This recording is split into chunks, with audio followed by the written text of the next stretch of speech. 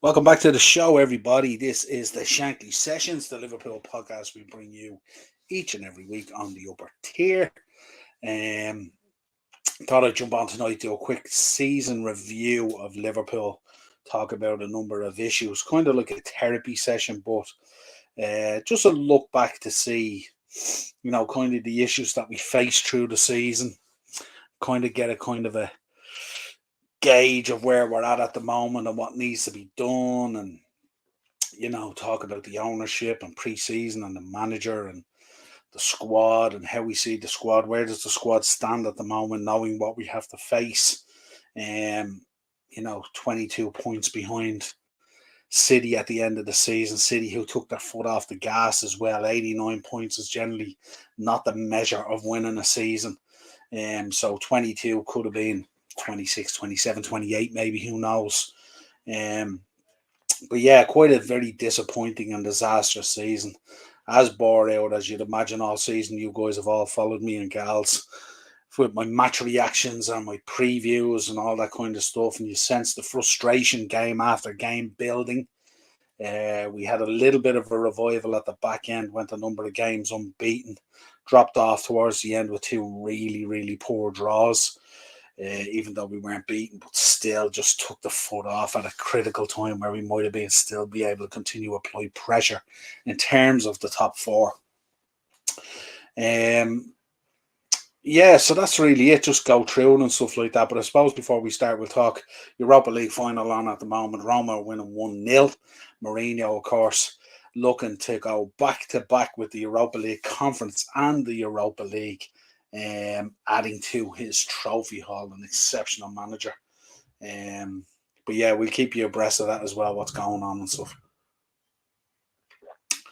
So before we begin, I have to say I wasn't on yesterday for football. We were doing a pro wrestling podcast, but a belated birthday to this man. This man who was such a huge part of my Liverpool following. I have pictures around the room here. There's a scarf up there. He's on a legend scarf up there with Souness and Ian St. John and Emlyn Hughes and all those fabulous Liverpool legends hanging off a picture of Anfield. I have him over there raising the Champions League, a bit of artwork that I bought. He's over here as well. So he's never too far away, Stevie G. Brilliant player.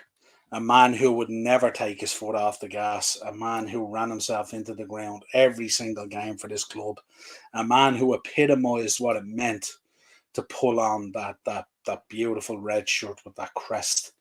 And yeah, I would have imagined if we had got him in his prime playing for Klopp, how ecstatic and how unbelievable that would have been for fans and stuff like that. Shame it didn't happen. But right, let's get into that. Enough of that. Happy birthday, Stevie G. And let's talk about Liverpool. And like plenty of your input tonight in this, folks, in the chat as well, even whether you're a Liverpool fan or not. Give me your thoughts on it and stuff, how you seen it go. I know it was, unless you're a Man City fan, it's been a reasonably hugely disappointing season for a lot of fans, namely ourselves and Chelsea and Spurs. Obviously, Arsenal dropping off, being in such a good position. It's an improved season, but still painful to take. So let's start. We'll take some comments. Acers, Liverpool season was absolutely abysmal and shocking. Yeah, won't disagree. Morris, Liverpool. Liverpool and Arsenal done a swap. Yeah, pretty much, except, I suppose, in terms of finishing and stuff like that, but I think we pushed them a little bit better. We took them to within 20 minutes of the league. With Morris in, Jose digging Spurs nicely too, which was wonderful. Yeah, seen that all right, Jay. You sent that to me. That was class. Stevie is in safe company these days. Yeah, Jesus. Don't say that. Acers, Jose looking for 6 European titles, never lost a European final as a manager. Yeah, and interestingly, Sevilla, I think they were saying tonight, have never lost a Europa League final either. So someone's always going to go, as they say. Morris back in. Wonder if you watched season 2 of Kin. Oh, absolutely. Slippy G, does it come with a wet floor sign? Slippy G, does it come with a wet floor sign? Absolutely. Tell you the legend he is when people are still talking about him. Right, so let's get into this. What I want to cover is let's go back and start at pre-season. Went through pre-season. Quite a torturous pre-season, and we seen video footage of the camps and all that the boys were taking part in, that altitude stuff and all. And it looked like it was a tough pre-season after a tough season last year where we played basically every single minute of every single game in our push to try and land a quad. I firmly believe if we had won the league, I think the momentum of winning the league would have pushed us through in the Champions League final. But unfortunately, it wasn't to be. A lot of factors affected that. The stuff that went on in Paris that night with the fans and stuff like that. And also just, I think we played with a number of players that were carrying knocks and injuries. And also we just couldn't finish our dinner. And when we did, Thibaut Courtois was absolutely outstanding. He was probably their man of the match that night as well. So a lot of factors went against us that night, unfortunately. And again in the league, pushing Man City so close within 20 minutes. We were with 20 minutes to go, we were winning the league. And only for the brilliance of Pep changing things up and bringing on Gundogan and stuff, paid way to that. So, yeah. Thoughts on Adrian signing a new contract? Does this mean FSG will hold back on replacing Kelleher? Yeah, we're going to be talking about Adrian as well. I don't know if you know this, Morris. We're the only club that's ever renewed a contract for Adrian. I'd also like to make the point as well that his renewed contract was £58,000 a week. Fairly expensive for a lad to hang around to G's up the dressing room, isn't it? I don't think we should be renewing his contract. I think we should be sending him out the door, and I think we should be taking it as an opportunity to promote one of the keepers in the underage teams. That's what I think we should be doing. I don't think that's where we should be spending our money. No disrespect to Adrian, but he hasn't brought a whole lot really. He stepped in a couple of times, but that Real Madrid game. Sorry, not the Real Madrid, the Atletico game, was it? But yeah, difficult.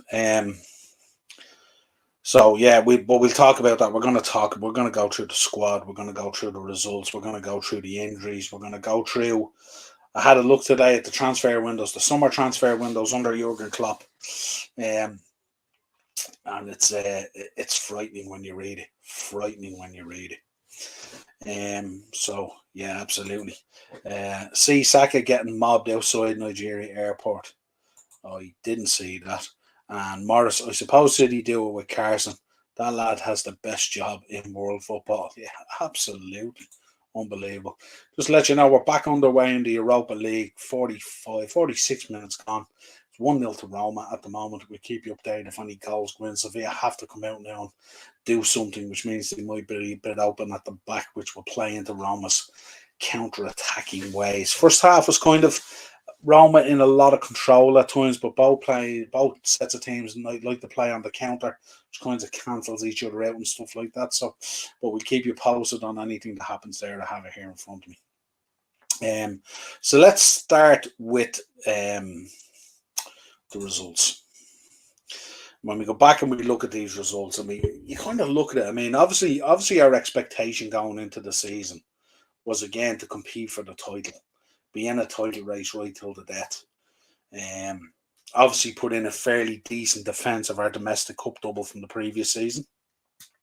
And obviously, as always, to go into the Champions League and try and do our best to win it or get to a final. Or, depending how the draw and everything goes, what would happen there. So, but that would be our expectation going in. There was high expectation. Remember, we were coming in on the back of the push for the quad, which we were very unlucky with. So the expectation would have been high that we could go a step further, maybe land another league title and maybe a domestic cup, and certainly push again for another Champions League as well. So that would have been the mindset and the thinking. Little did we know how monumental the drop-off would be, and it was monumental. The effect of that quad, injuries, the preparation in pre-season, the structure of the pre-season games. Literally played a game the day after the Community Shield. We played a friendly game at Anfield, which is how we agreed to that. I do not know. Absolutely crazy. And that was the game, if you remember, that Konate got injured. Silly, silly, silly stuff. So then we get into the season and we start off trip to Fulham, Craven Cottage, rocked up, and this will be a pattern through this season of how it went. We kind of rocked up with a kind of a we just need to show up here kind of thing. We nearly won the quad last year. We're Liverpool Football Club, and there was kind of an arrogance to us. And little did we know how good Fulham were going to be, and how good they were going to be throughout the season. But Fulham ended 2-2. We were very lucky to get out of there with a draw. Mitrovic absolutely bullied us all day, but very, very lucky to get out with a draw. And then kind of our approach on that was kind of, okay, right, we've kind of let our guard drop there. We'll fix up. It was the wrong thing to do. Next thing, we went up Crystal Palace at Anfield, and we drew 1-1. And we were thinking, okay, what's going on here? And then Man United beat us 2-1. I had the pleasure of sitting in a bar in Florida with a supporters club, absolutely tearing into me about this game. We were absolutely shocking first half. Second half, he came out with a bit more about us, but again, just not enough there. Just didn't really make things happen. So started out the first 3 games, 9 points, only getting 2. So a real poor start to the season. Next up, then we had Bournemouth. We bet Bournemouth 9-0. Really good performance. Really poor performance by Bournemouth. Gary O'Neill then, of course, coming in and doing a stellar job at Bournemouth throughout the season. But we had beaten them 9-0, nearly carved up the record. It was one of those games where it was kind of like, it seemed like it was easy enough because everything just fell our way. Any ball that fell to our feet hit the back of the net. Any pass that got deflected or went astray landed at the feet of a Liverpool player. And everything that day just went our way. So we were kind of thinking, right, 9-0 against Bournemouth. We can build on this now. That's a huge result. Confidence should be back. Let's kick on and start the season from here. So that's what we thought. And then we went out. Our next home game against Newcastle was 2-1. Again, could have easily been a draw. Newcastle had plenty of chances as well, but it took the boy Carvalho to crop up in the 98th minute and get the winner. If you remember, it was the flick in at the back post through a bundle of bodies. How he got in the back of the net, I do not know, and stole the points. And of course, the elation and everything else was unbelievable. Then we went to Everton. This was a game I didn't see. I had to catch it later on because I was actually over at Wrestle Fest with Darren. We were at Clash of the Castle, but I was listening to it on the phone, and we were absolutely bullied that day as well. We were absolutely horrific. Drew 0-0 with them. And again, this is dropping points. So then 1, 2, 3, 4, 5, 6 games into the season, we had 6, 7, 8, 9 points. So way off. We were way off the pace at that stage. And then we knew there was trouble. Players looked really tired. We had picked up a selection of injuries along the way. It was very clear that the squad wasn't going to prop up what needed to be done, that some of the injuries weren't going to come back as quick as we thought. And of course, what we were deploying from the bench or what we were replacing from an injury point of view simply wasn't good enough at this stage. And it was very clear from that point, from that time, that was a significant game. What it also showed as well early on in the season from that Everton game was we had gone out with the same game plan, the 4-3-3, the high line, the high press. But where we were able to deliver on the high line, it was very clear that these players were absolutely dead on their feet, couldn't deliver the high press. And because of that, we were getting caught time and time again with the high line, which means we should have been looking at that and we should have been adjusting to it. We'll talk about Jurgen later and stuff like that, but we didn't. And obviously, before we even go into that, I mean, prior to even coming out of August and the transfer window, it was very clear that we needed a midfielder, if not 1, 2. And but the thinking within the club and from Jurgen and stuff like that was that we didn't. He had a level of trust in the players that were there, to his detriment. And it was very clear that we were going to fall really short. and that we hadn't done what we should have done. We brought in Arthur Mello. It was a trigger loan deal signing at the death. Should have never happened because we should have had our house in order. And we brought him in, paid him a tidy sum. I think the loan deal was about 5 million. I don't know what they paid him in wages, probably a similar amount. I think I worked it out the other day. It's about 127 grand a minute is what we got. The guy hadn't kicked the ball since May. The guy is injury prone. And he was never what we needed in our midfield. So poor signing. So then we went on. Then we played Wolves, and we beat Wolves 2-0. Then Chelsea was 0-0. Again, another really poor result.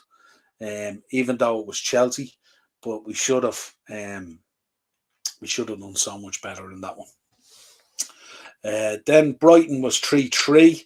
The absolute scourge of our life, Brighton, who have become the new kind of Crystal Palace for us, if you like, our bogey team. Brighton again having a magnificent season. Potter exiting the building, De Serbi coming in, absolutely seamless. Players leaving, players coming in. Showed that you don't have to spend a huge amount of money if your scouting is on point and if that part of your department is on point. Really important from that point of view. Then Arsenal beat us 3-2. A couple of contentious decisions, but they beat us 3-2. And this was Arsenal really lay down a marker for their title push, getting that win against us. Spurred them, as far as I know, then to go on to a run. We beat Man City 1-0. Really, it was a really interesting result. It was a real grind out result and stuff like that. And we kept the likes of Haaland. This was the big narrative going into it and stuff like that. Just to let you know, 55 minutes gone. It's 1-1 Sevilla and Roma. Could be in for a long one tonight on this one, folks. And then we beat West Ham 1-0. And we were kind of thinking, okay, here we go now. Couple of really good results against some really good teams, Man City and West Ham, also clean sheets. So are we back? So then the optimism raised again, and this happened a number of times during the season.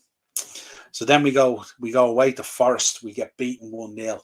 And this is, if you look back on the season, as far as I know, every single team that occupied the bottom of the table, we coughed up points to at some stage in the season. So then the Forest result was bad enough. Then Leeds beat us at Anfield 2-1. If you remember, I think it was a late goal. Somerville on the night was absolutely exceptional from what I can remember. Then we went and we bet Spurs 2-1. We beat Southampton 3-1. We beat Aston Villa 3-1. And we beat Leicester 2-1. So we put a nice little run together of those 4 games. And then we thought, yeah, here we go. We're on a run. We're back again. And it was just, this whole season was just stop, start. And then after that, Brentford beat us 3-1. Then Brighton beat us, I think it's 3-0. And then Chelsea and Liverpool was 0-0. Again, another poor result. Chelsea actually should have beat us that night. They created most of the chances and stuff like that. We were really poor and we were all over the place. And only for Chelsea, we're going through a really bad patch. I think they would have beaten us. They created a lot of chances, but they just couldn't score. Then Wolves beat us 3-0, and that was a real down point for me. I remember going absolutely crazy on the match reaction for that one. This is just unacceptable. I was at my wit's end at this stage. Season was unfolding. I think at that stage we were in either 10th or 11th or something like that. I think we were a couple of points off Chelsea, who were in 11th or something like that. Really poor. Then we beat Everton 2-0. Probably the easiest Merseyside derby we'll ever play in. Everton were absolutely atrocious that day. We bet them 2-0. Then we went up to St. James's and we bet Newcastle 2-0. Did the double on Newcastle this year. I think we're the only team, as far as I know, we're the only team that did the double. Let me take some comments and we'll pause on that. Klopp knew after United defeat he was screwed in transfer window, but the board saying that they won't be buying no more players. Yeah, absolutely.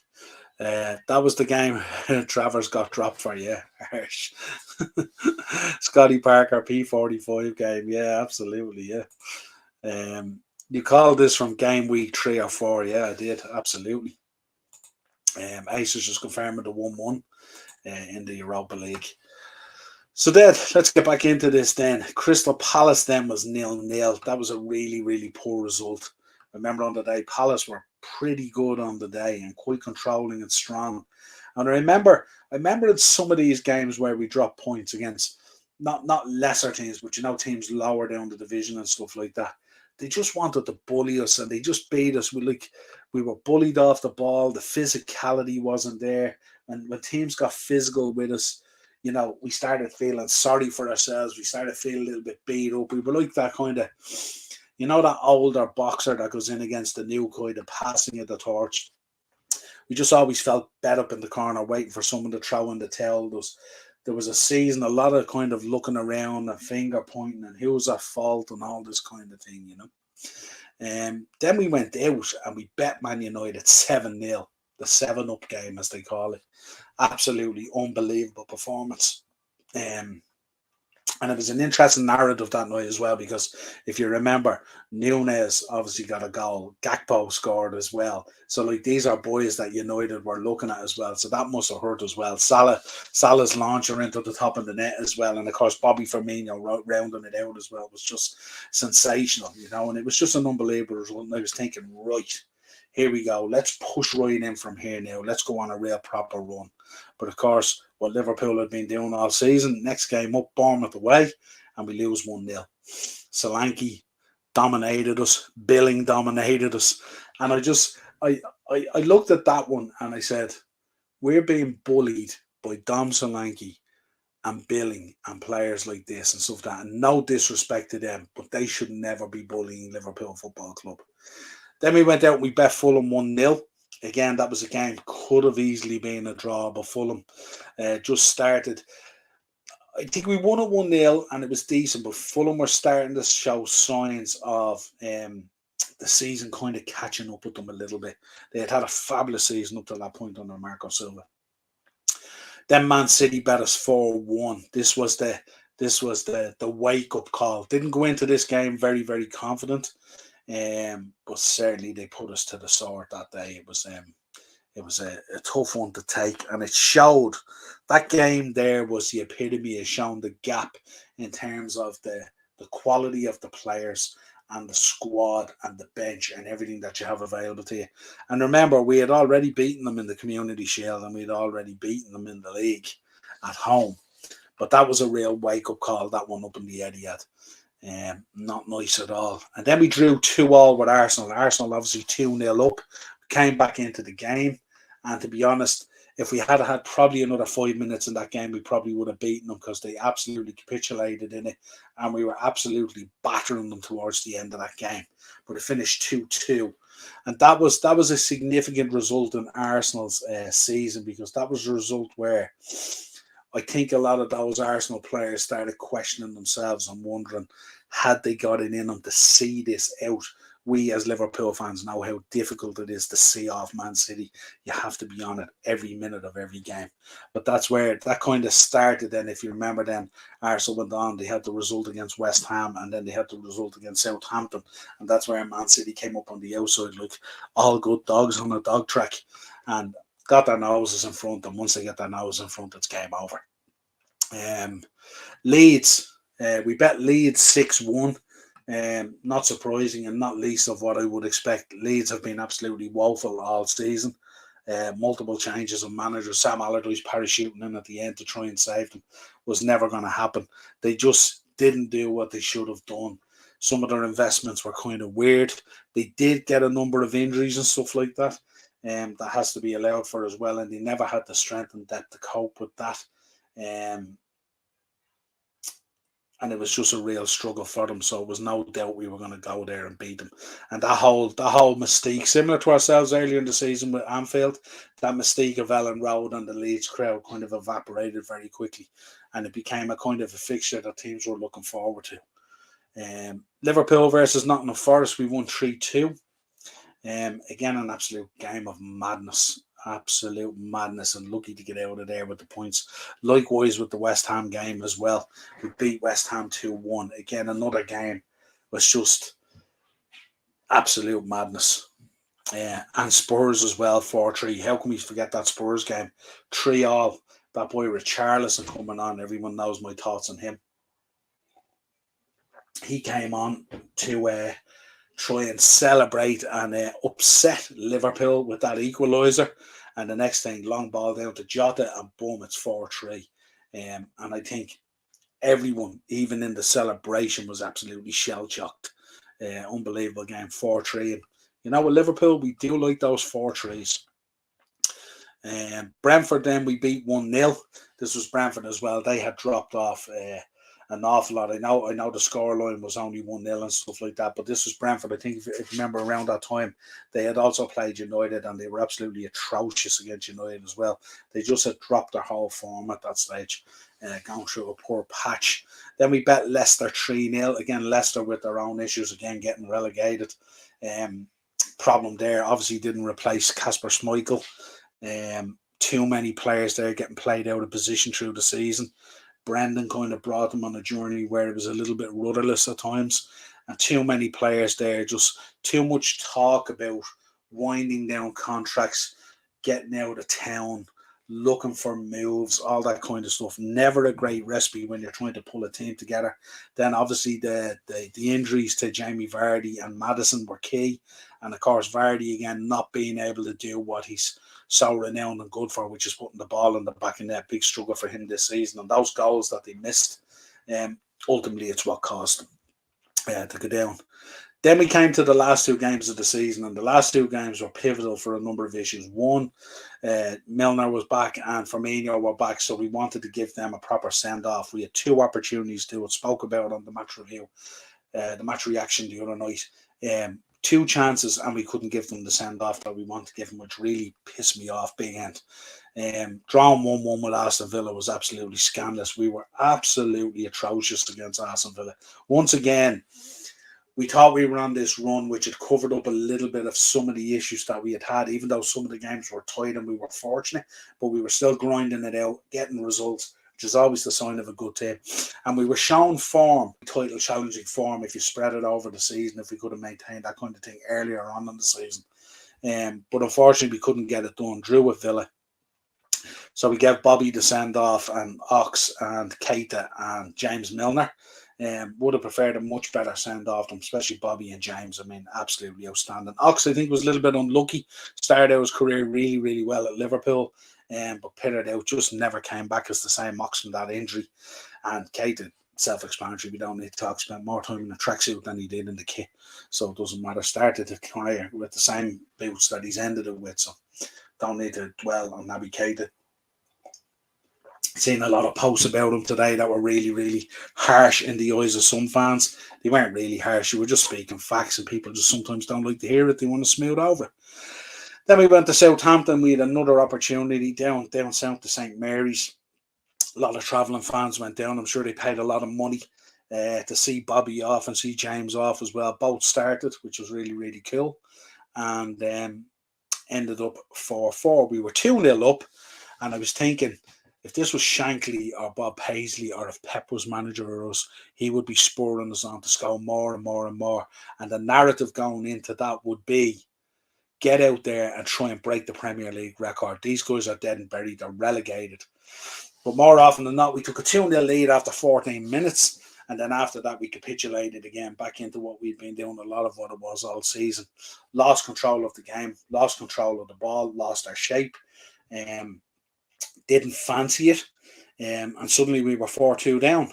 Made Lianco look like Maldini, made James Ward-Prowse look like Pirlo, and made the boy Sulemana up front look like Didier Drogba. But managed to get 2 quick fire goals and get back to a 4-4 draw.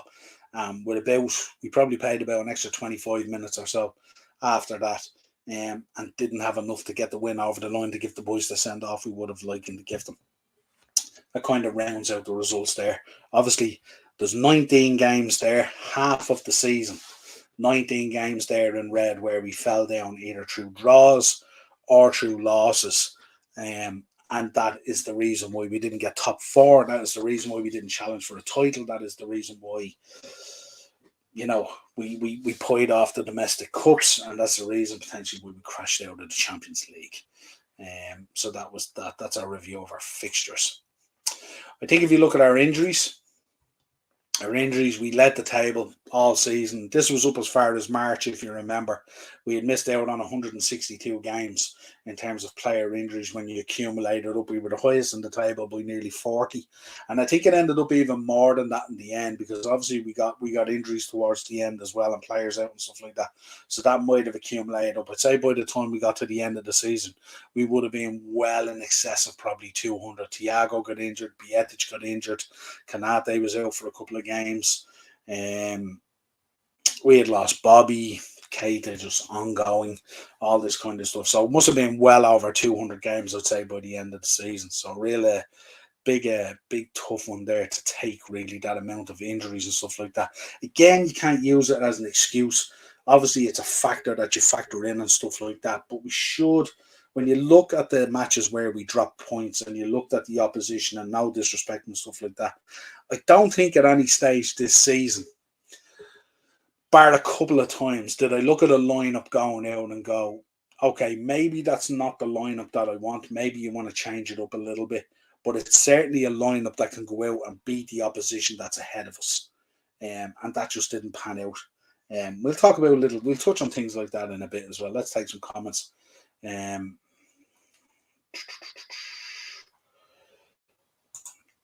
What do you think was the worst performance of the season? For us, the real one for me that was alarm bells ringing was the first game against Napoli. I think it was the first group game in the Champions League. We went over to Napoli, and they absolutely battered us.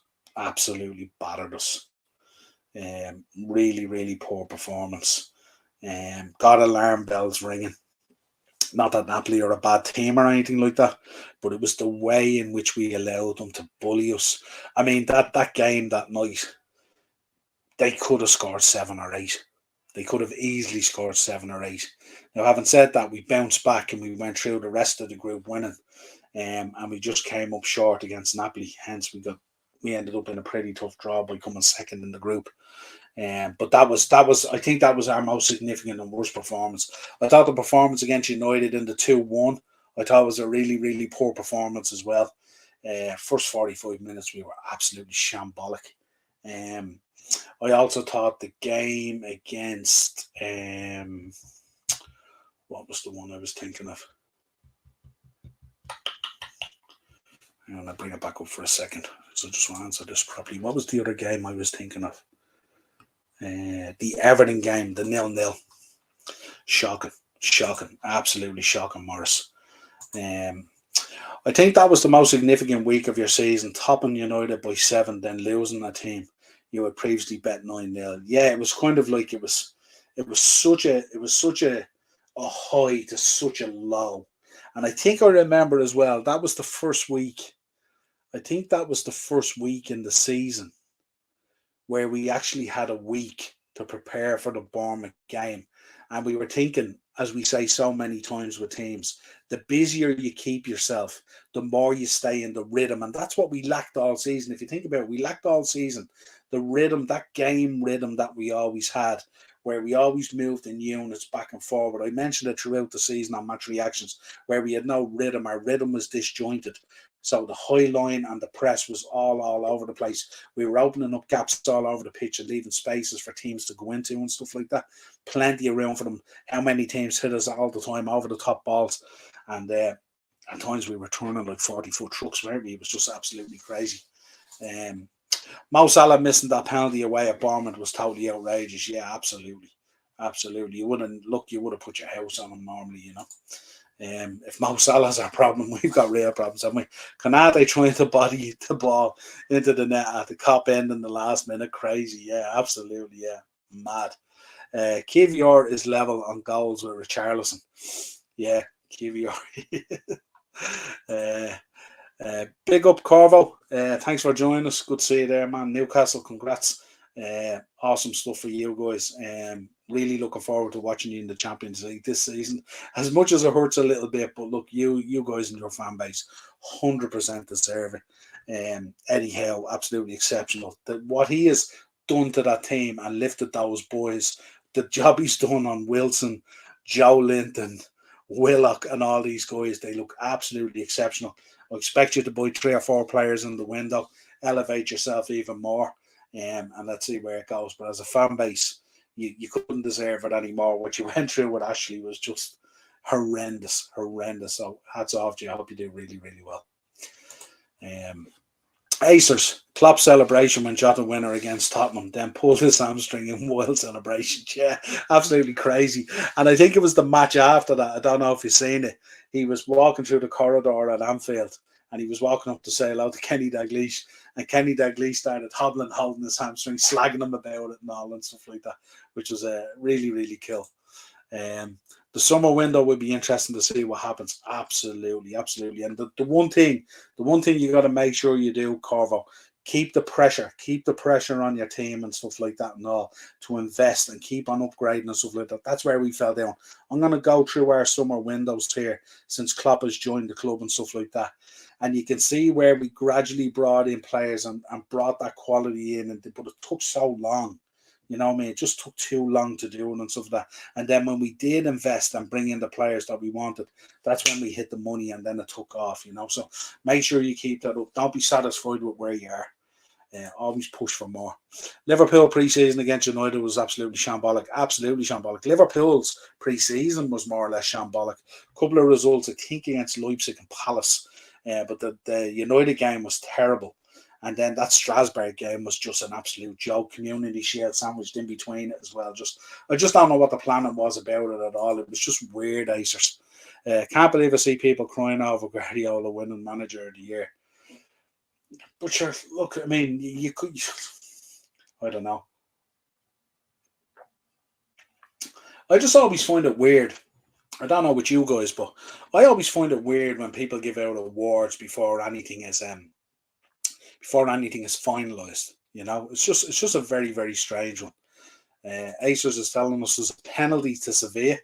I'm going to take a look at that now. It's probably coming up here for me now. Oh, that looked a little bit iffy. Does anyone else look at these Roma players around Anthony Taylor at the moment? Marino is absolutely having a meltdown. Taylor, it's like he's just an unlikable guy, isn't it, in the way he does stuff. So let's see what happens here. The penalty will be coming up, so we'll come on to it shortly. If we get Dan Ashworth to dive back into the South American market like he did for Brighton, will be brilliant. Absolutely, he's like unbelievable, isn't it? When you think of what Brighton did, when you think of the players they brought in, and the money that they paid, and the money balling of them up. And the thing about it for you guys as well, Newcastle, with the takeover and everything else, you don't even have to money ball the players up. You can unearth these really, really good players and keep them there for 5, 6, 7, 8 years and continue to develop all the time. Absolutely brilliant. Exciting times, really exciting times for Newcastle. It should be. You heard people giving out and all that. Why are Newcastle celebrating getting top 4 and all this kind of thing? Absolutely celebrated. 100%. GP, United celebrating top 4. Next day we'll hear Wenger. Yeah, the top 4 trophy. Unreal.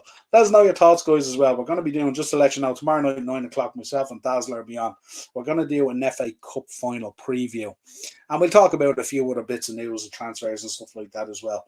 But next week, what we're going to do as well is we'll be previewing the Champions League. But what we'll also do is we're going to do like a combined 11. Then we're going to do our combined 11 outside of the top 6, the European spots basically. And then we're going to do our flop of the season. And our flop of the season obviously is not going to be the way I tend to judge this. If you're a flop, is not necessarily who the worst guy was for that position, but namely who the guy was that your expectation was kind of high for, but they let you down and they flopped. So it's always interesting. So keep that in mind, guys. If you want to submit yours as well on the night, that'll be on Thursday week, 9 o'clock, we're going to do it when things are sort of rallying up as a build up to the Champions League and stuff like that. Bit of fun. Yeah, Acers, Jose going mental. Yeah, absolutely. Penalty overturned with VAR. Yeah. Blue Moon Cup final. What are you predicting, Acers? I thought I seen your prediction today. You're predicting Man City, but I think you've been predicting them all season, haven't you? Let us know in the thoughts, folks. What you think for the cup final as well. So yeah, let's talk. Before I get into the squad, I'll go down through the squad and stuff like that. Let's talk. Let's have a look at the transfer windows and kind of what we spend. I'm only looking at the summer ones. I'm not dwelling on the January ones. But if you look at the summer transfer windows, 2016 was obviously Klopp's first one. His first summer one. And in that summer he spent 64 million. Brought in Sadio Mane, of course, went on to be one of the Premier League greats up front of that trio there with himself, Bobby Firmino, Mo Salah. Loris Karius came in that season as well. Mixed views about Loris Karius, obviously. Put me through hell that night in Kiev.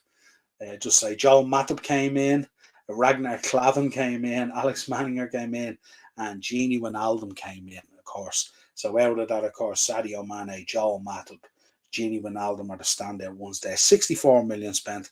Not a huge amount of money, certainly not these days, and certainly not if you want to, unless you have scouting as Corvo Newcastle said, unless you have the scouting of Dan Ashworth. 64 million is not a huge amount of money to be spending.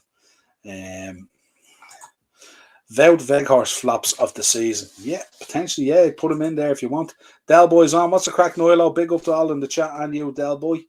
Big up Del Boy and big up Acers. Absolutely. Good to see you there, Del Boy. Loved your shout there the other night as well. Said it to you and stuff like that. And hats off to you. Hats off to everyone creating content this year as well. Everyone's done a stellar job. Keeps us going, especially this season at times when my feelings were so low, let's say, and my expectation was so high, and I had to kind of rejig it and stuff like that. But that was the 2016. 2017, then of course we brought in Mo Salah, Dominic Solanke, Andy Robertson, and Alex Oxlade-Chamberlain. 93 million we spent in that window. When you think about who we brought in, probably a snip these days, when you look at Mo Salah and stuff like that. So we were setting in some respects, we were setting the foundation here for success. But again, not crazy, 2018, this is where we sort of brought in what we needed. And remember in the Christmas, of course, Virgil van Dijk came in and stuff like that. So 2018, Naby Keita came in. Probably will go down, potentially, I would say, and let me know your thoughts. Probably one of the worst signings in the club's history. And I was alive to see Julian Dix. I was alive to see Paul Konchesky. I was alive to see Ricky Lambert. I was alive to see a lot of these players who came into Liverpool. But Naby Keita, for me, just the amount of money we paid a lot of money up front as well. We had done the deal a year in advance, all this kind of stuff, and also came in with a big reputation. Had a couple of moments, a couple of stuff like that, but just never really delivered. Of course, we brought in Fabinho, who very quickly became practically one of the best DMs in the world at the time when he fitted in. Shaqiri came in, always a player that I really, really liked. I still have the purple jersey over there, the Shaqiri one that's in the wardrobe there hanging. Always will. I always really liked him, and I always laughed at Brian Kerr's description of him. Remember when he was talking about whether he was he spoke about he doesn't even look like a footballer and all this kind of thing. The shorts are nearly down onto the socks and all this kind of thing. It was crazy. And of course we brought in Alisson Becker. Absolutely Liverpool goalkeeping royalty. The man who this season, unfortunately, is our player of the season, I think, without a shadow of a doubt. I think without Alisson Becker, I think we would have struggled to win some of these trophies that we won. I also think without Alisson Becker, I think we'd be way down the table, probably middle of bottom half, to be honest with you. His overall package that he brings, his shot stopping, his one-on-one, the way he spreads himself, his playing out from the back, the ball at his feet, his turnover of the ball, how quickly he gets us on the attack and everything, he's absolutely exceptional. But he came in, that was 2018.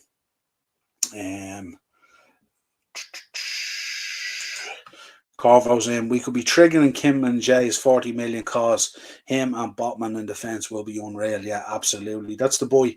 That's the boy that United are big on, isn't it? Isn't he linked with United and all? There was talk they were looking for houses in Manchester and all this kind of thing. And also, yeah, Del Boy, solid defence, Corvo. Yeah, absolutely. Del Boy may run amok in that sitting room at Luton next year, Del. Yeah, absolutely. It's mad, isn't it? Like you look at Luton and all, it's really, really, it's going to be really cool to have them back in the Prem. Have them not back in the Prem, but in there, I should say. But when you look at the overhead, of the ground, and no disrespect to Luton, I mean it's unbelievable what they've achieved. But isn't it amazing when you look at it? It's like as if all the houses just offered up their back gardens, isn't it, to become a pitch? It's just so cool. It's a great story. That's not slagging them or anything like that. It's just amazing, you know. But Luton, yeah, absolutely gas. Daz, how are you, my man? Hope you enjoyed the wrestling show last night. Big up, Niall. Would you take the Abala at Liverpool? No. No is the answer there. I would have a few seasons ago, but I wouldn't take him now. He's had a couple of injuries and stuff like that. He's been very inconsistent this season. And part of the reason Roma aren't as strong as they were in Serie A is part of the reason he's been missing for large portions of the season this season. So, Del Boy, yeah, Morris, I bet we get their first game and they beat us. Oh, don't say that, Del. Good Lord. Friday night, 100%. Can you imagine? Good Lord. Arteta will have Win the dog in the dressing room next season. He'll have the dog, he'll have the bulb, he'll have it all going out. He'll have Amazon Prime, the whole 9 yards next season. Get it all going, throw it all in there, go all in next season. That's what he's going to have to do. I did enjoy it last night. No, I'm glad you enjoyed it, Daz. Absolutely. And Daz, as I said, anytime you want to come on around like that, you want to talk about a show or if anything that you've covered on wrestling around like that, if you ever want to jump on, feel free. Just let me know, pal. I'll always drop it in the link there for you. You're always a great supporter of the show, and you've been a great supporter of us this year. Thank you for that, my friend. Especially in a tough season. So 2019 is when we won the Champions League. And post winning the Champions League, when you think, when we talk about we won't have the funds because we're not in the Champions League, or we didn't win the league, or we didn't make top four, or we were runners up, or we won, or this was the year we won the Champions League. And listen to this. This is our window. 9 million spent. Champions League winners. 9 million spent. We had a chance to create a dynasty, and we didn't create shit. Sepp van der Berg, Harvey Elliott, Adrian, and Andy Lonergan. That's what came in that summer. 9 million we spent. Shocking. Klopp, how did you allow that to happen?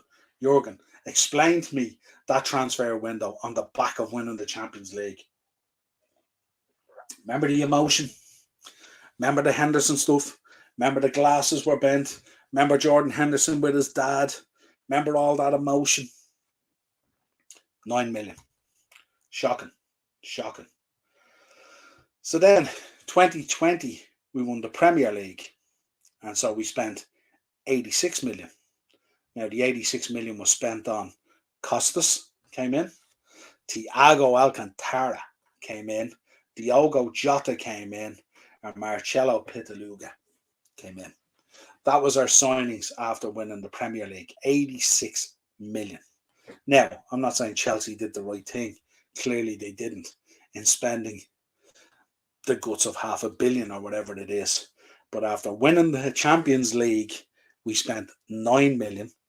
And after winning the Premier League, we spent 86 million.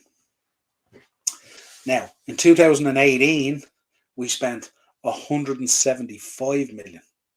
That's what it was spent. So it's so scatterbrained, this whole transfer thing. It's just weird. And it shows again one of the flaws in Klopp in terms of loyalty and in terms of, absolutely seeing it for what it is and stuff like that. He just really missed it. His sentiment and his loyalty to these boys. Some of it I could understand, but some of it was clear as day right in front of you. If you look at the Champions League final against Real Madrid, You could see that Fabinho was struggling. You could see that Robbo, who was one of our better players, and was struggling. You could see that Thiago was struggling. Some of these boys were playing with injuries or knocks or whatever it is. But you could see that that season had taken a toll on us. So, 2022, we did the domestic cup double. Sorry, 2021, we need to stop there. 2021, we went out and we spent 36 million. That was Ibrahima Konate. Great signing. But when they signed him, I was thinking, there has to be much, much more than that. Where's it coming? Where's these midfielders? What's happening? What's going on? Nothing. 2022, we did a domestic cup double. Went out and spent 105 million. Darwin Núñez makes up most of it, of course. So we brought in Darwin Núñez. I've put in there 5 million, by the way. That 105, 5 of that million is the loan fee for Artem Melo, in case you're wondering. Calvin Ramsey came in. Hardly seen. Was unbelievable up in Scotland and stuff like that. Came in with a huge expectation and stuff like that. We were bringing him in. He was the guy who was going to provide the competition for Trent at right back and raise Trent's game and all this kind of stuff. Was never there, unfortunately. Fabio Carvalho came in. Very hard and very sad to see this boy now is being pawned off. Looks like he's looking for a permanent move away. Interesting there in terms of we getting an insight of what happened this season at Liverpool. I thought he would have got a lot more opportunity. Was brought in playing in a position that didn't really come about in the system that we played. So you have to ask yourself, well, then why did we bring him in? Why did we sign him? Obviously, we're going to sell him. We're going to make money on him and stuff like that. But like when you're dealing with a player that age 19 and stuff like that, you know, we got to be better than that as Liverpool. I thought he came in at times, did really, really well, scored the winner against Newcastle, remember, in the 98th minute. Had a difficult game, I think, against Man City, I think it was. I think he got hooked, and then we rarely seen any of him then, you know. Really, really poor management of the kid and stuff like that, who had a stellar season for Fulham in the Championship, was unbelievable. And just kind of got pied off. And the narrative every week was, especially when we were struggling midfield, we had no creativity at times when Thiago had gone out and stuff like that. People were crying, where's Fabio Carvalho? Where's Carvalho? Asking those questions. Then he kind of showed up a little bit towards the end of the season, but unfortunately not. Ben Doak obviously came in. Ben's doing great things and stuff like that. Came in a couple of times in the season, looked really, really good. Looks like a really, really good prospect. But when you look at our squad at the moment, and we'll go through it now on the slide at the minute, prospecting is not really where we can be at the moment, unfortunately. And then, of course, Artem Melo came in on the loan deal from Juventus. I think I judged it the other day at about 125,000 a minute, played about 80 minutes. I think he played 67 in the league and 13, not in the league, in the League Cup, and 13 in the Champions League. Absolute disaster of a loan signing. Probably will go down as one of the worst loan signings ever in the history of the club. And there has been some bad ones. But unfortunately, just didn't work out for one reason or another, just constantly injured. And kind of weird as well, even when available, wasn't used. So you're kind of asking yourself the question on some of these players. We normally regard Jurgen Klopp as being the superstar at Liverpool. He is the man. He tends to dictate things. Everything goes through him. It tends to be his decisions. But unfortunately, in this case, if you look at Fabio Carvalho, was that a Jurgen Klopp decision? Artem Melo, was that a Jurgen Klopp decision? I know we left it late in the day. I know Jurgen was in denial for a number of weeks about that midfield situation, but it was very clear it needed fixing up. It needed fixing up before any of the injuries, before any of the games. It needed fixing up in July. We knew that he was in denial of it. He wanted to go with what he had. Maybe that was forced upon him by FSG. Who knows? We will know eventually in time. Let's see what happens. Let's take some of your comments.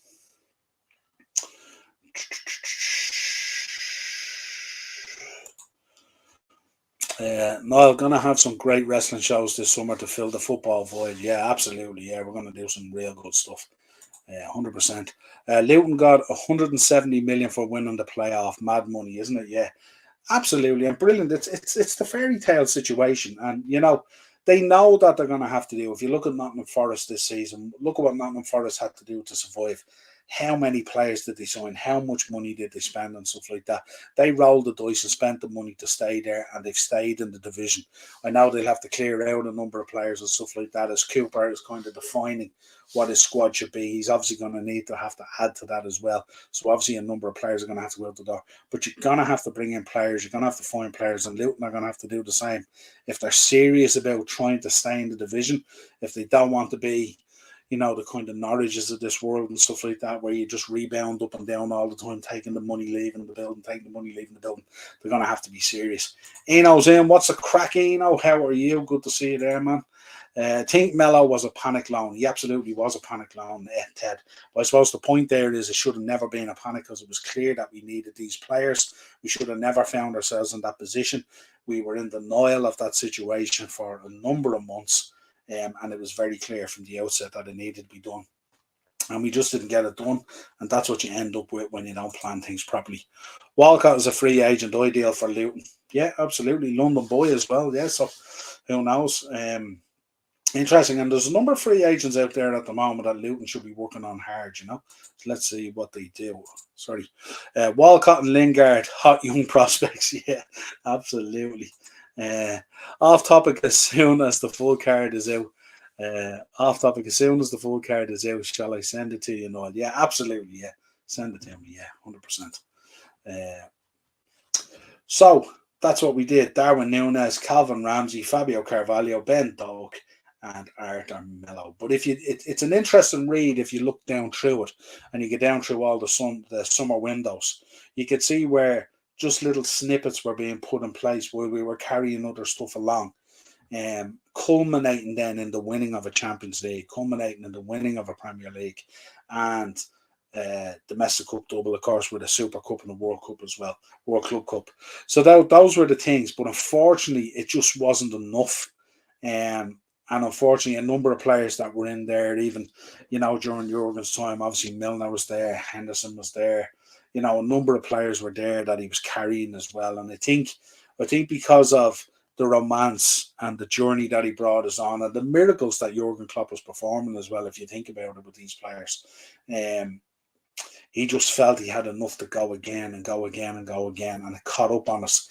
And we've heard before as well that when you play that high press game as well, and when you're in training under Jurgen Klopp as well, through this high press kind of system, that players age very, very quickly. So years comes off their careers very, very quickly.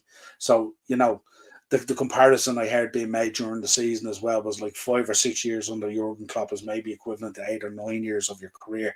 And that's not surprising, because you can see even this season the drop off. And we're going to talk about the squad in a minute and give our thoughts on that, what needs fixing up, what needs to be done if we're serious about challenging Man City this season. The gulf is absolutely unbelievable. The 22 points on the league table doesn't even begin to tell you that the mammoth task of what is ahead. Ian, I had thought that match Man City versus Inter Milan was on this evening. No, that is actually on Saturday week. The FA Cup is this week. Man City and Man United. Then next Wednesday you have the Europa Conference with West Ham, and then that Saturday then is the Champions League. Looking forward to your podcast later on, Morris. Good stuff. Acers, William Saliba looking for 250 grand a week, new deal.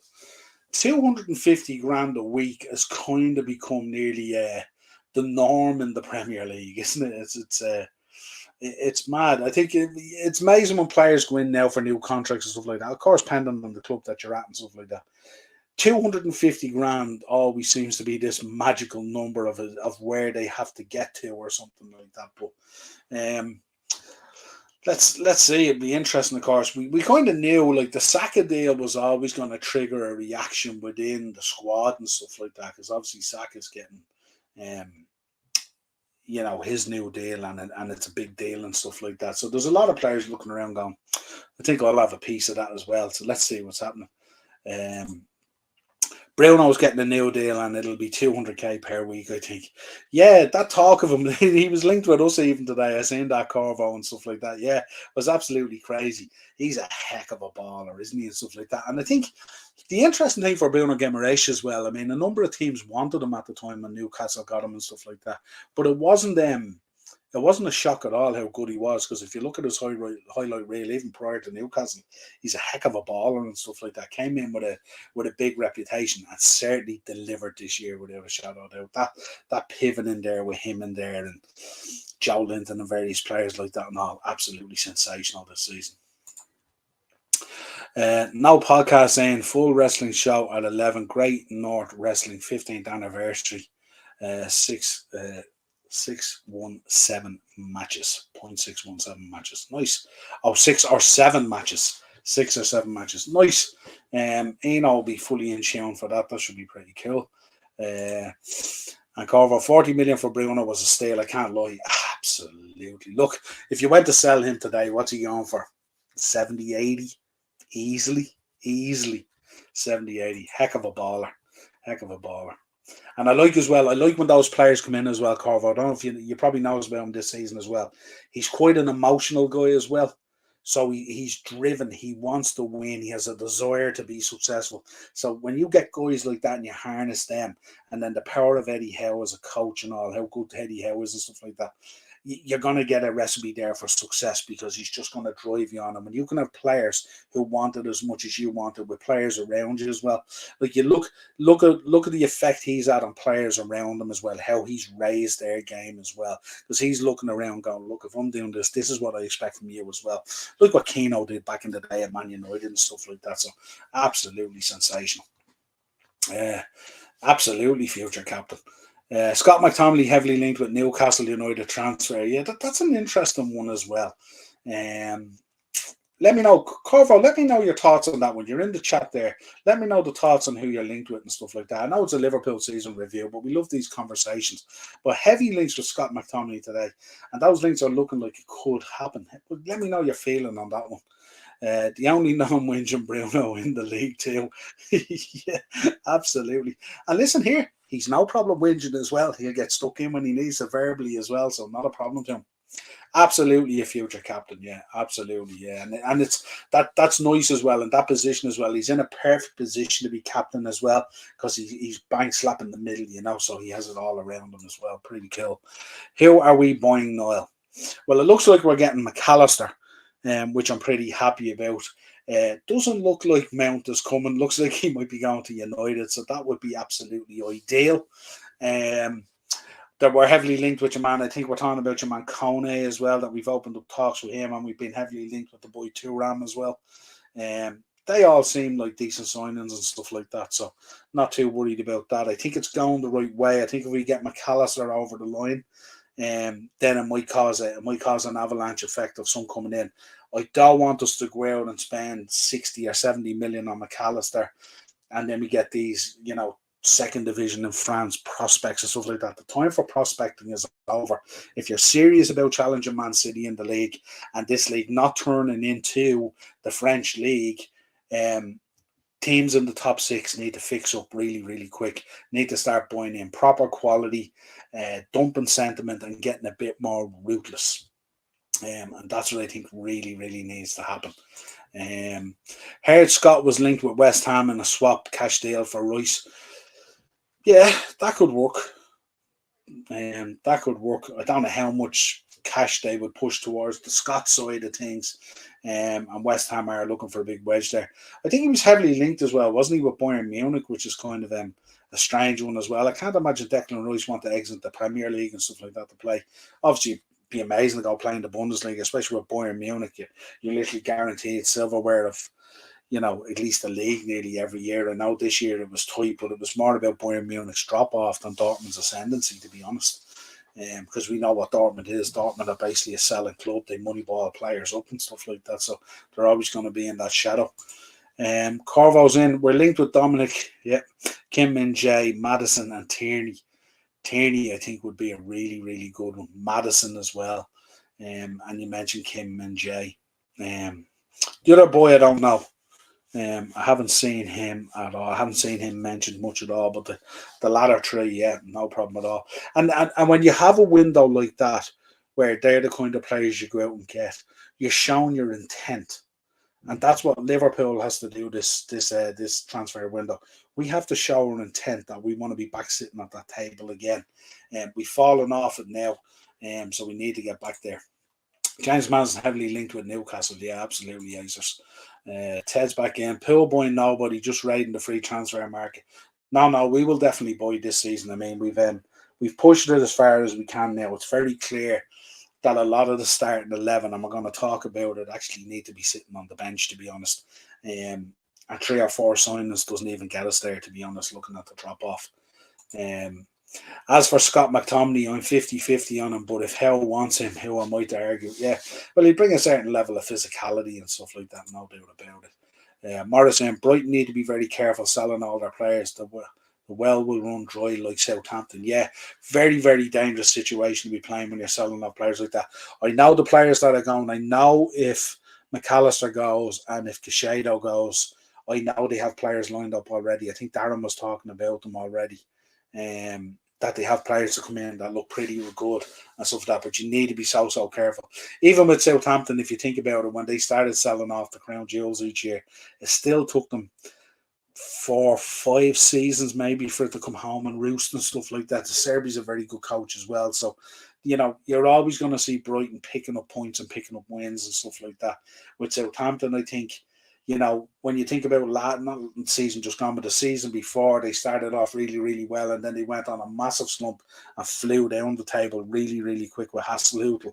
And if you remember at that time, we said, myself and Darren were on a podcast, we said, if Southampton don't get a really good start next season, they're going to find themselves in serious, serious trouble. They were absolutely atrocious all season, and they got relegated for it. And that's what you look back on. Acers, Yuri Tillemans announced that he is leaving Leicester now. Look, that's the worst kept secret in football, let's be honest here. I mean, he's been pimping himself out to everyone and anyone. No, you have it wrong, Niall. It's Rice and Cash for Scott. Stop that, really. Stop. Love it. United heavily linked with Absolutely, Morris. You're not getting me tonight. Man City going to bring the cup home.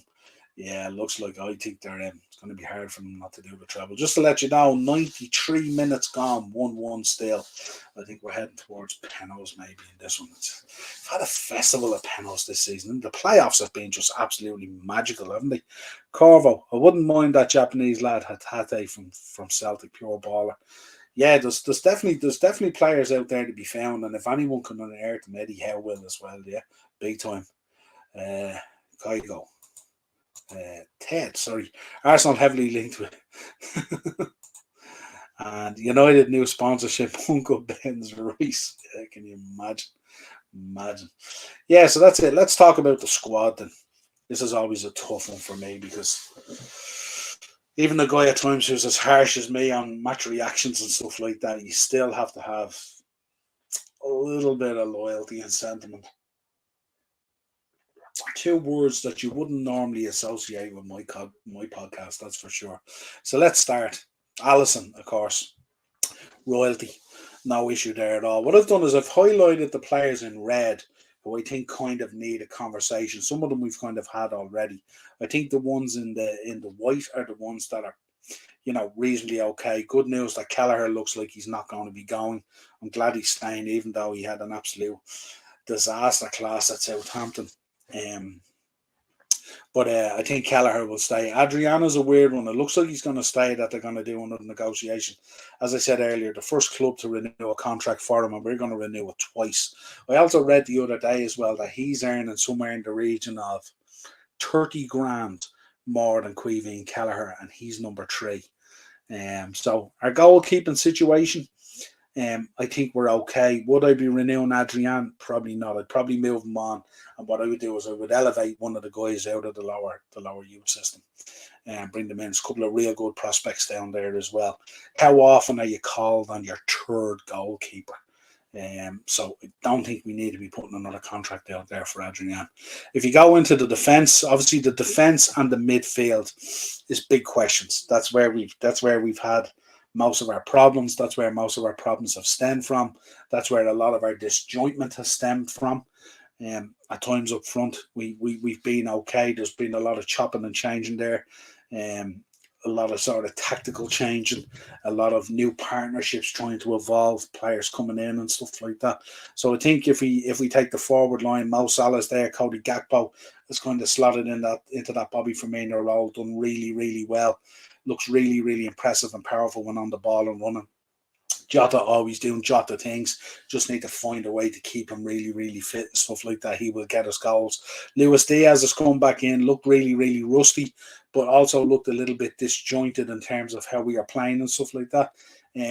Just a little bit in keeping the ball hostage and stuff like that. But obviously only coming back after being out from so long for that injury. Obviously wants to create an impression, so trying to do what he does, which is the cutting from the left and trying to whip that ball into that far corner as we've seen him do and stuff like that. But it's a kind of a little bit of different way of playing now, and he needs to be a little bit more inclusive of players around him and use their abilities as well for his better as well. So just a different way of playing from when he went out. Darwin is still trying to fit in. Hasn't had the worst season in the world, but hasn't pulled up grass either. But has come in and at times looked really, really good. Has also come in at times and looked really, really poor. But I think we'll see a second season out of Darwin where he'll look really, really good. So not too worried about it. So our forward line, I think we're okay.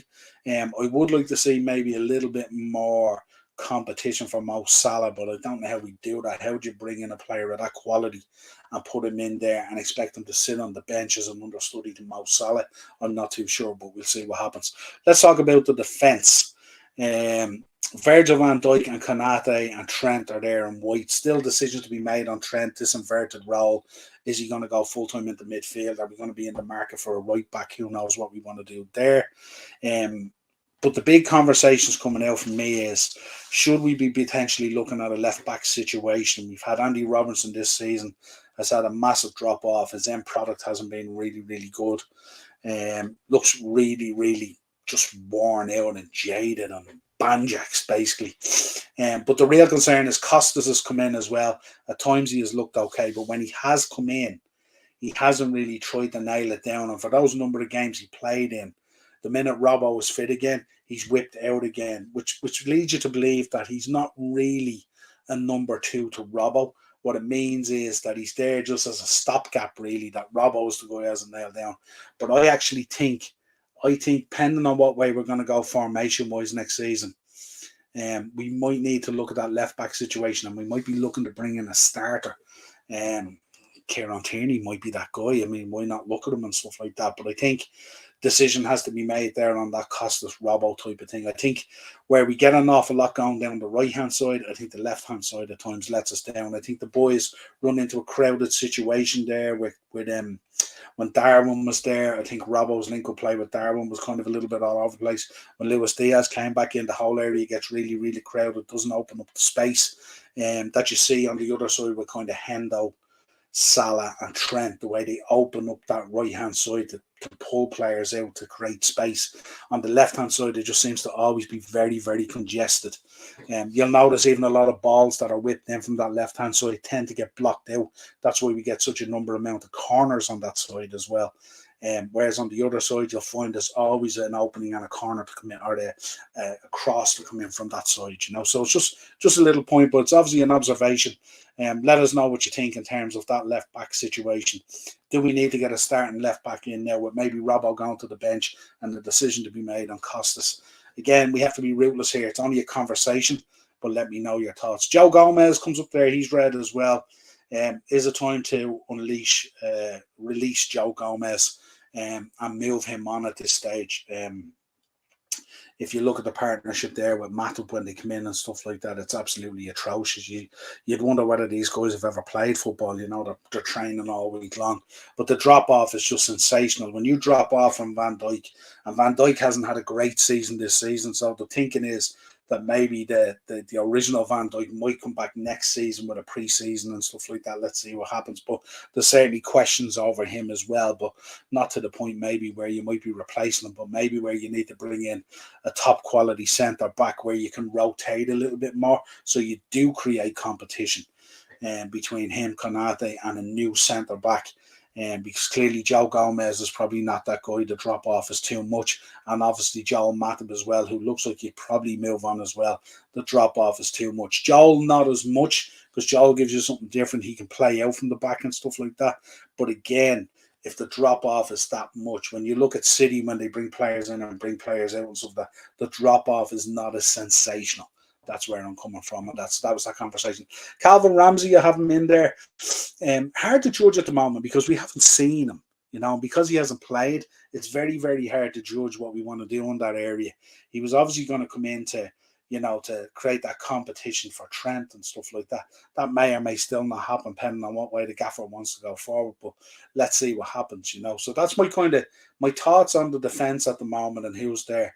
Reece Williams, obviously, I was hoping he'd get a few minutes the other day against Southampton. You got to remember, himself and Nat Phillips, of course, were a big part of us getting Champions League that horrible season when we were playing all sorts of players in all sorts of defensive positions. And then the light bulb moment went off, cue the Arteta moment, for Klopp. And it was like, why don't they just put central defenders in central defending positions instead of midfielders? And it all worked in a treat. And these two boys put in a serious shift in rallying us up the league into that. I think we finished third and we got our Champions League spot. But I think it's time both these boys moved on for their own careers as well. And these are two guys, when you think about it, all the talk about players moving on and stuff like that, Naby Keita and stuff like that, these are two boys who I would like to go on and do really, really well, because when they've been called in to do a job, they've stepped up and they've done really, really well for us. So they'll probably move out of there. So let's see what happens. But certainly that defence will certainly be driven by what way he wants to set up tactically, or a number of formations that he wants to play and stuff like that. So that's my thoughts on the defence at the moment when you look at it. We are kind of seeing some good football, but we are still getting a lot of child's play from those naughty schoolboys, whatever that is. Corvo's in. We can give you Karius back for free if you want. No, I actually, funny enough, Corvo, I was looking at your last home game there, and I seen him walking around. Was he wearing like one of those Inspector Gadget trench coats or something like that? And I seen him clapping on and I was going, is that Loris Karius? Couldn't believe it. Madness, isn't it? Absolute madness. He broke my heart. He made my son cry at Anfield during that Kiev game against Real Madrid at Kiev. I can't. I just can't find a way. I know people are going, he was in tears and he was heartbroken. He tried to resurrect his career and all that kind of stuff. I just can't. I can't be forgiving of that. Ted's in. If you judge the team by Kyle Gunnar Walsh standards, they all need to be sold. Not good enough. That might be the case, because we're going to talk about the midfield shortly, and it's not far off. And if you think about the list of players that are there in the squad, there's a lot of red there. We'll give them Maguire to go with Karius. Can you imagine? That could still happen as well. I wonder, would Eddie Howe's Hardy going to take a punt on Harry Maguire? Is he? I wouldn't have thought so. But will he steal that boy office that you're linked with? He makes me cry when I see him in the training videos. Yeah, and then everyone is feeling sorry for him, and he's driving out. And what does he drive? He drives one of those high end, is a Bentley or Jag or something like that, and he has a beautiful girlfriend, stroke missus. I don't know which it is and stuff like that. And you're there going, this guy's probably pulling 40-50 grand. Good looking dude, has a beautiful chick on his arm. He's driving a lovely Jag or a Bentley and stuff like that, and he's looking for my sympathy. Nah, don't think so. Yeah, you're right, Carvo. Yeah, absolutely. 100%. I think Maguire might be going to Everton with his mate Pickford, and they can get relegated together. Can you imagine Harry Maguire operating in front of Jordan Pickford? Good Lord. We thought Michael Keane this season was bad. Oh, my God. I think they're trying to nail down Connor Cody, aren't they? If they any sense, he will. He's a millionaire. He will be fine. He's a multi-millionaire. He will be fine, Morrissey. For me, life doesn't get any better for Loris Karius at the moment, to be honest. Let's talk about the midfield. Our midfielders in there. Trent, again, is above that and stuff like that. I'm not too sure whether that's going to be a permanent inverted kind of switch or what they're going to do with it. So you got Fabinho, Thiago, Jordan Henderson, Curtis Jones, Harvey Elliott, Fabio Carvalho, and Stefan Bajcetic. Stefan Bajcetic is the only guy in our midfield squad at the moment that I don't have concerns and questions over. Isn't that scary? This 18-year-old who was pulling up roots. This guy who was like doing really, really well in a fucking shitstorm. Looked really, really good. And obviously got that injury and was out then for the rest of the season, but had really established himself and stuff like that. And when you think about all the leaders that were supposed to be out there, all the international players that we have, the Virgil van Dijks of this world, the Jordan Hendersons of this world, all these guys who were supposed to be leaders on the pitch, Mo Salahs and stuff like that, we were relying on Stefan Bietic to lead Liverpool and motivate Liverpool into doing stuff. It was absolutely crazy at times. It was madness. And I remember at the start, towards not the start season, but just in from when he came in and stuff like that, we were relying on him and Harvey Elliott at one stage. These two kids to shoulder the weight and expectation of it. It was absolutely crazy. Just to let you know, 105 minutes gone. We're just finishing off the second half here of extra time. It's Sevilla 1, Roma 1, so we're keeping an eye on it here for you. But let me know your thoughts on the midfield and stuff like that, guys, as well. Fabinho, I think we've had a massive drop-off. He's gone from being the best DM in the world. Showed a little bit of himself, a little bit more towards the end of the season. But whether he can be going into the new season, the starting DM, is really the question that's up for grabs there. I think he has looked much better when Trent has gone into that inverted role, because he's kind of nearly partnering Trent there. And I think that kind of pivot play between himself and Trent has looked really, really good. Now, does that cover up the fact that he's had a major drop off? His positional sense seems to be off. He seems to create an awful lot of fouls, which leads me to believe he's off the pace at times, whereas before he would be winning balls and stuff like that.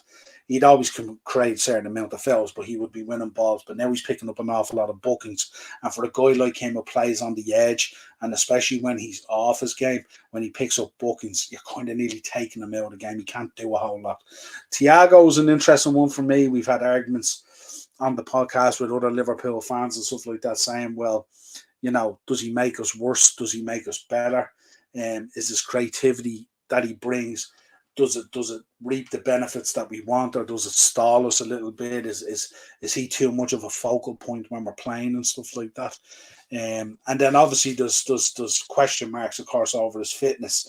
Is he a player now that we can ill afford to carry as a passenger? Can we find a way, like we did with Joel Matip through sports science and through rotation, of keeping him fit as he gets older? And let me know what your thoughts is on Thiago. I'm not too sure. I'm trying to weigh up all the factors there and stuff like that. Absolutely sensational player. His creativity is unbelievable. The problem with his creativity this season as well, he's made the team look a little bit disjointed, because his level of mentality of the game and how he sees the game far exceeds the quality sometimes of the players around him. So sometimes he looks like he's just coughing up the ball or giving the ball away because he has seen something that he thinks should happen, and it doesn't happen because some players are not on the same wavelength as him. So maybe that's something they can iron out in pre-season and maybe come back better. But I think Thiago is one of those players that's kind of a luxury player now that we're going to have to try and manage, and that to me is just a little bit worrying in that position. Redbird is in. Oh, hang on, Ted first. I think Elliott isn't a bad player, just trying to do a bit too much in that midfield to make up for others not doing it. Yeah, that was part of his season, especially earlier on in the season. He was one of the harder working guys in there because the drop-off was absolutely huge. The only thing I worry about Elliott in the midfield, it's not that he's a bad player. He's a very skillful player and stuff like that. But his output at times isn't enough because of the physicality of the game now in the Premier League. If that physicality isn't there, you're going to have a serious problem, especially when you come up against some of the bigger and tougher teams. And I think that's where it kind of falls down a little bit. Again, you might describe him maybe as a player that might be a little bit like a luxury player that you bring in and he can maybe influence a little bit. But I don't think at the moment he delivers enough for us. So the question is whether he's good enough or whether we should be cutting him loose, depending on where we want to go. Redbird, how are you, my man? Why keep Adrian when he could have got an equally crap English goalie who won't play to fill an English quota spot? Makes no sense. the whole English quota spot homegrown thing is the weirdest thing ever. Because if you actually delve down into it and you actually read it, there's ways around it. There's not necessarily a punishment for it. What it is you can just release. You can just have less players in your squad if you fall short of it. So it's not really a punishment as such. So the thing about it is, it's kind of like you could sign 11 Brazilians and you could still meet your quota somewhere along the line. And if you don't meet your quota, we know what Klopp as well is. Klopp doesn't want to actually use a huge squad. He doesn't use a huge squad normally. Obviously, this season it's been slightly different because of injuries and stuff like that. But generally, he'll nearly get by with 16 to 20 players. That's the way he is. He doesn't like a huge amount of rotation, which is probably a problem as well. But yeah, spot on, Redboard. Niall, I'm still suffering with the allergies. Damn hay fever, almost a week now. That medicine cough bottle is strong as F. Absolutely, yeah. If you're struggling with allergies, the secret is to get the balm. The balm that you put up the nose, because the secret is to cut it off at the source. So if you get that balm that you can put up the nose, that stops the allergies going up. That triggers all that reaction. Cut it off at the source. Now, I sent what I found at the moment. Perfect. I'll have a look at that as soon as I'm finished. Redboard. Fab, Hendo, no. Thiago, too injury prone. Fabio not given a chance. Elliott played out of position. Jones looking good. That midfield is garbage. Absolutely spot on, Redboard. Spot on. And that's kind of how I looked at it. When I laid down the squad and I started marking up the players in the red that I had the questions about, this is what fell out.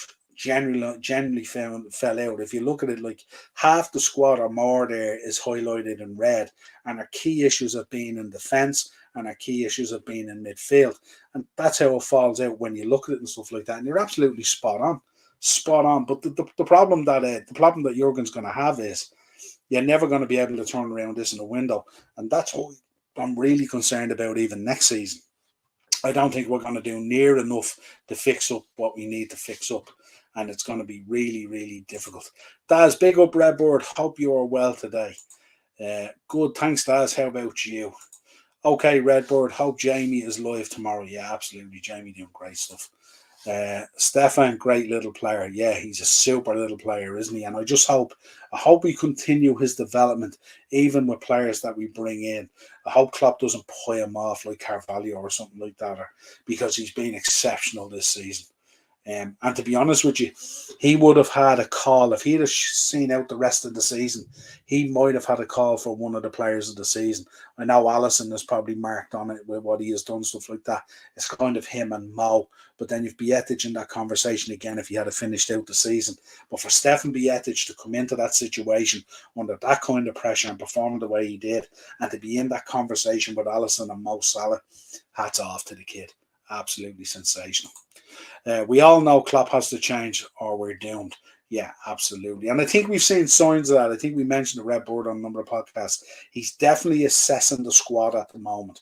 There's no doubt about it. He's looking at it and he's trying to figure out. He's fully aware of the Fabinho situation. He's fully aware of the Gomez situation, the Matip situation, all these kind of things.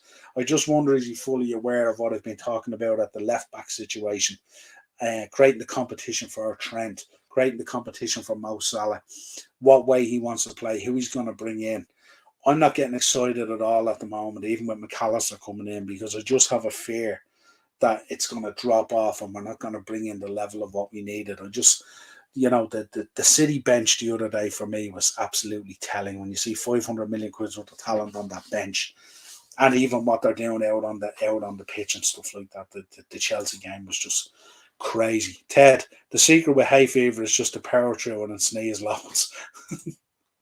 I used to get it years ago. I used to work in a horse yard years ago, and from the dust from the hay and the straw, man, I used to be doing pirouettes when I'd sneeze and all. It was horrific. Niall, Thiago could be out rest of the season injured. If he is, who plays there? Well, Stefan, I suppose, is the obvious choice, or potentially if we bring in a new signing and stuff like that. But I don't know. This situation with Thiago would worry me and stuff like that, because he's such a really, really good player, and because he's so creative, and because he just has a magical way of playing the game that sometimes exceeds our own thinking. I think Klopp might lean towards that more than making a decision. And that's again, as Redbird said earlier, sometimes it's worrying when you look at situations like that. Big shout out to everyone. Big up Eno. Big up Ian and Poker. Good stuff, Redboard. So yeah, that's my kind of drill down on the squad at the moment. I think there's a lot of change coming and stuff like that. I think there's a lot of players. Some players need to move on just for their own careers. Some players naturally are moving on to the end of the contracts and stuff like that. But there's a big wave coming at the moment as well, because once we get into next season as well, there's a number of contracts that are going to need to be looked at. I know at that stage then, you might be staring down the battle of being in 18 months or 2 years heading towards, at the end of that season, heading towards, the likes of Virgil. Some of these ones, Virgil, Fabinho, Alisson, some of these contracts that they had done about a year ago or something like that. When they pied us off in the transfer window and said, oh, we're renewing all these contracts, we're extending them and stuff like that.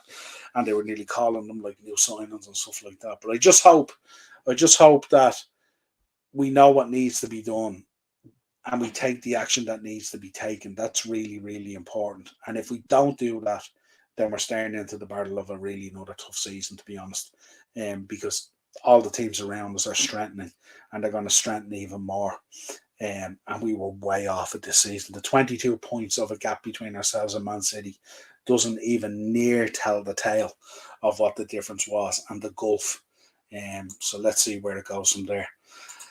That's it, folks. That's my review of the season. Really, really disappointing. A season of woe. I'm sure I aged through it with some of the match reactions and stuff like that. Sometimes I didn't even go in as hard as I needed to. I was really concerned going into the season.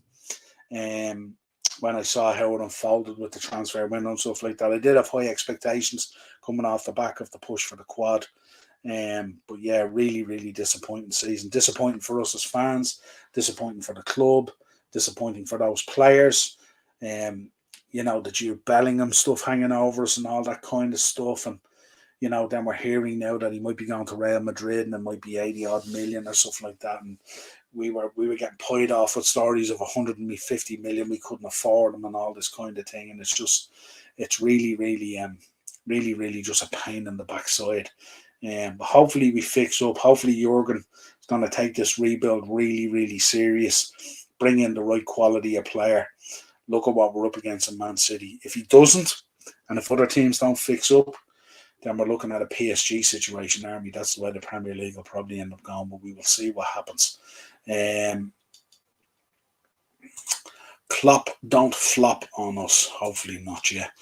Could McAllister play his position? Well, yeah, absolutely. I think McAllister can play in any of those midfield positions. He's a very educated player as well, you know what I mean? He could even look, he has a nastiness to him as well. He can get stuck in as well. So if you needed him in a DM role, but his forward play is much more important stuff. But if you had to play him in the DM, you could. Would you take Martial, Niall? Morris, I would not let Martial park the cars in Anfield, let alone anything else. I wouldn't let him sell hot dogs outside and curry chips. Adrian, number 13, some believe it's an unlucky number. It is for us. I wouldn't be, it definitely is Redbird, but I wouldn't say that's the issue at all. GP, hell no. Yeah, absolutely hell no.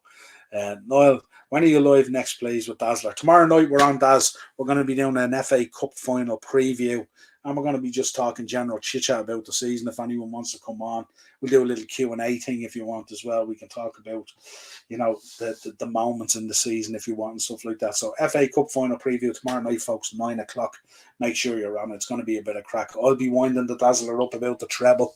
He's very, very concerned about that situation and stuff like that. So let's see what happens. His time is now, Redbird. He's finding his feet. Good Lord, would you stop? Not for me, GP. Don't even answer him, Redbird. He's just winding you up. Great show, Noel. Appreciate you being on.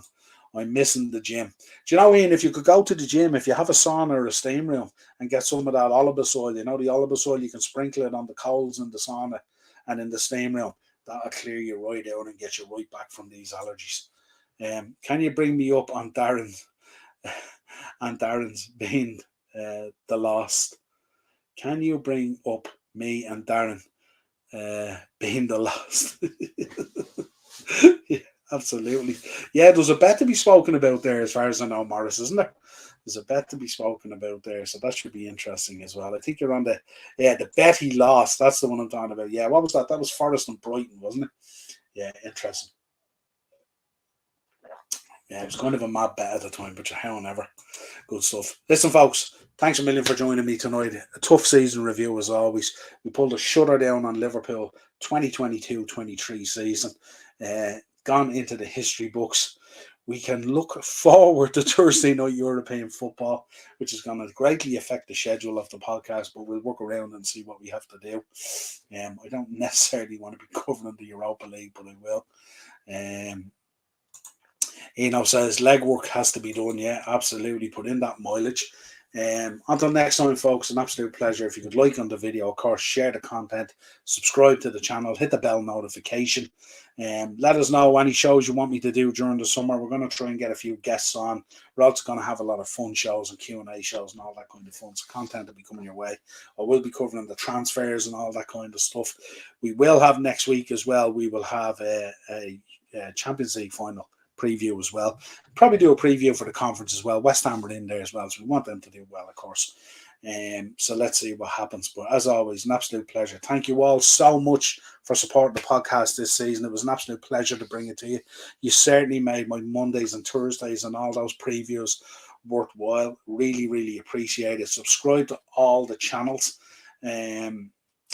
Next week, we're probably looking at Tuesday, Daz, I would imagine. Either Tuesday or Wednesday. We're going to take a look back at Roman Reigns' reign as champion, 1,000 days. And, of course, we'll have all the other good stuff on it as we do as well. Steam Room was just thinking that, yeah, absolutely. Get in there, get those Olibus oil. You get them in your local chemist or whatever. Pour them on the kind of steamer thing or something like that. Clear your whole head out totally. So you'll be back all good. Until next time, folks. Chat to you real soon.